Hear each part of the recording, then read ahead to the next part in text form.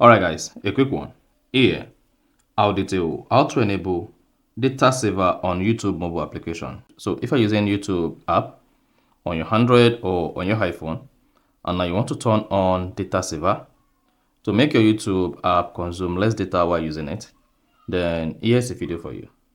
So if at the end of this, you found this offer informative, please don't forget to like and then subscribe. Now, to enable data saver on YouTube mobile, all you just need to do is go ahead and click on the U button once you open the YouTube application.